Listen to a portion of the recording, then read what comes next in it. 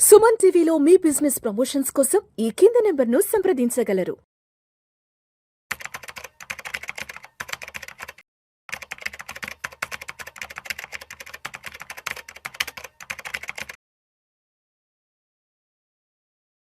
నమస్తే హర్ష.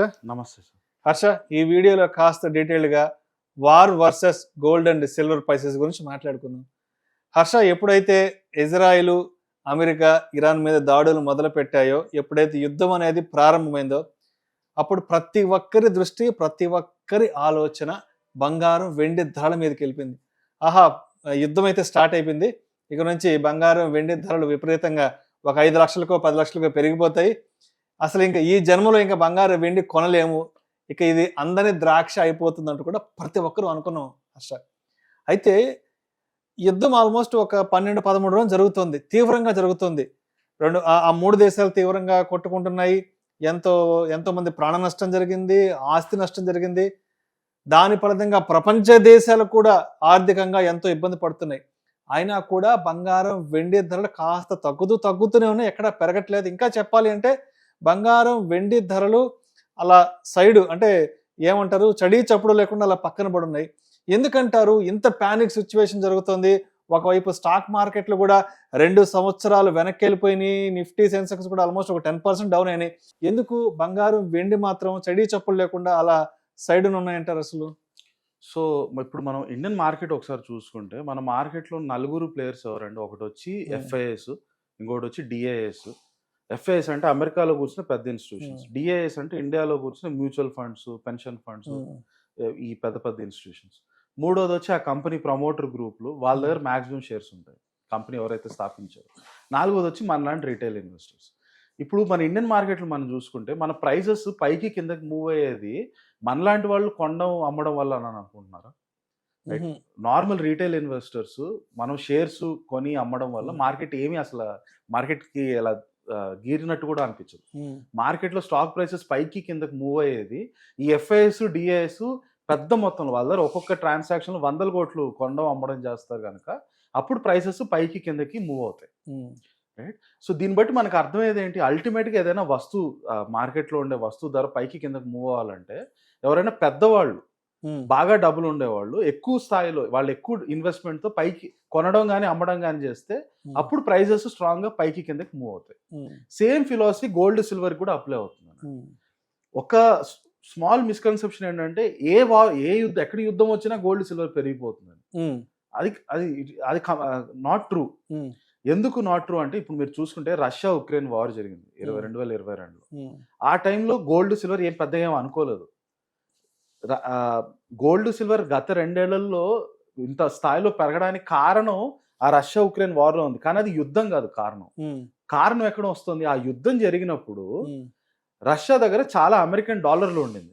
అమెరికాకు సంబంధించిన డాలర్లు 300 బిలియన్లు ఉండింది రష్యా దగ్గర. అంటే ఆల్మోస్ట్ లక్షల కోట్లలో. అన్ని లక్షల కోట్లు వాళ్ళ దగ్గర పెట్టుకొని ఉంటే రష్యా, అమెరికా వచ్చి రష్యా ఉక్రెయిన్ మీద యుద్ధం చేస్తుంది కదా, మేము దాన్ని ఒప్పుకోము, కాబట్టి రష్యా దగ్గర ఉండే డాలర్స్ అన్ని ఫ్రీజ్ చేసేయండి అని. అంటే రష్యా దగ్గర ఉండే డాలర్స్ ఇప్పటి నుంచి మార్కెట్లో చెల్లుబాటు కాదనేసి. ఓకే, అంటే మన నోట్ల రద్దులాగా చేశారు.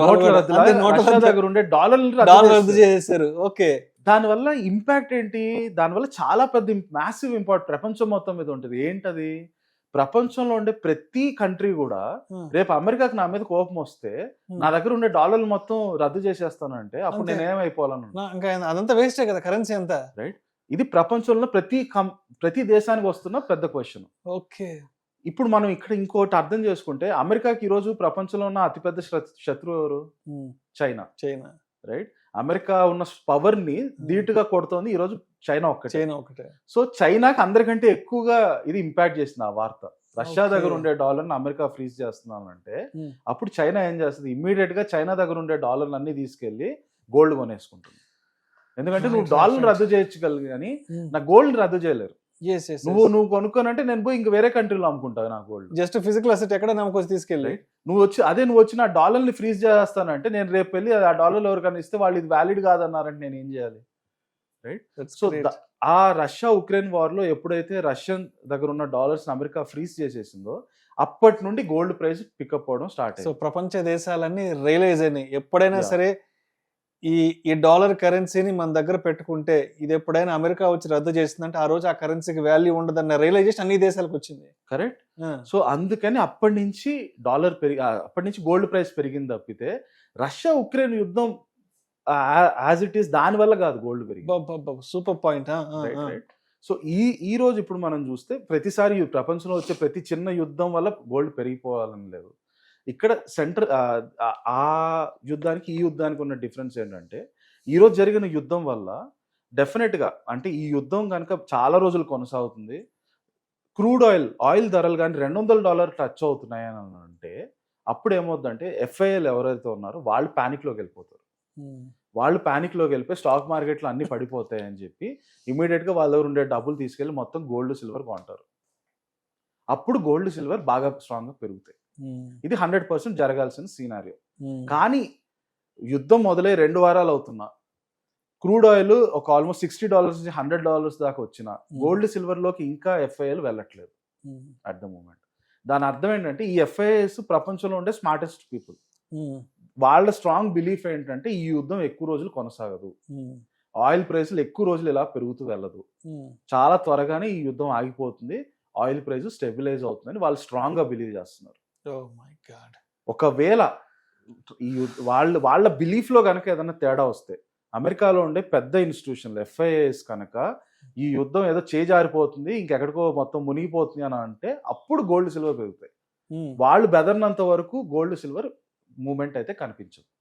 రైట్.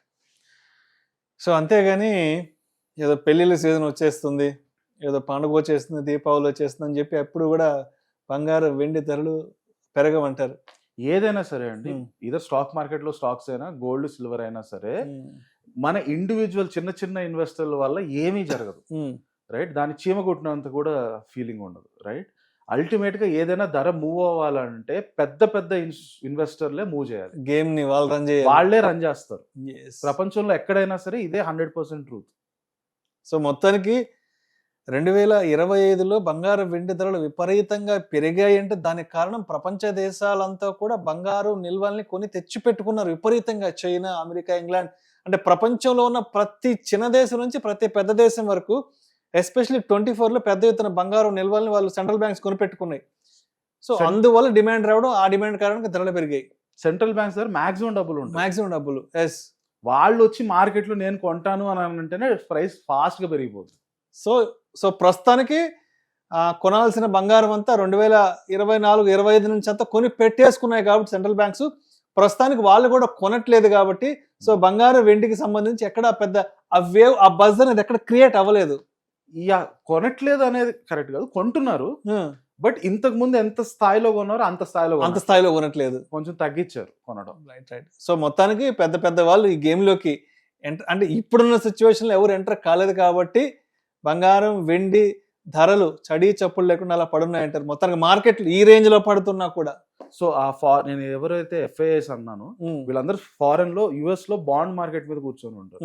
అక్కడ గనక వాళ్ళు కనుక ఫీల్ అయితే వాళ్ళు గనక ఈ యుద్ధం చేజారిపోతుంది ఎక్కడికో వెళ్ళిపోతుంది అని అన్న భయం వాళ్ళలో వస్తే అప్పుడు మొత్తం గేమ్ మారిపోతుంది. అప్పుడు గోల్డ్ సిల్వర్ స్ట్రాంగ్ గా పెరగడం చూస్తారు. వాళ్ళు ప్రస్తుతానికి చూడట్లేదు అని అంటే మీరు అదే నమ్మాలి.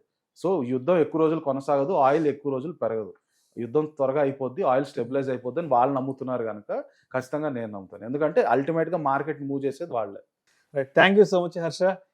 యుద్ధాలు ఈ రేంజ్ లో జరుగుతున్నా, స్టాక్ మార్కెట్స్ ఈ రేంజ్ లో కుప్పగోలిపోతున్నా, ప్రపంచవ్యాప్తంగా crude oil prices, oil and gas కి సంబంధించి ఇంత పెద్ద సంక్షోభం ఏర్పడుతున్నా బంగారం వెండి ధరల్లో ఎందుకు పెద్దగా కదలిక లేదు అన్న దాని గురించి చాలా డీటెయిల్గా చాలా క్లియర్గా మన ఆడియన్స్తో షేర్ చేస్తున్నారు. Thank you so much. Thank you.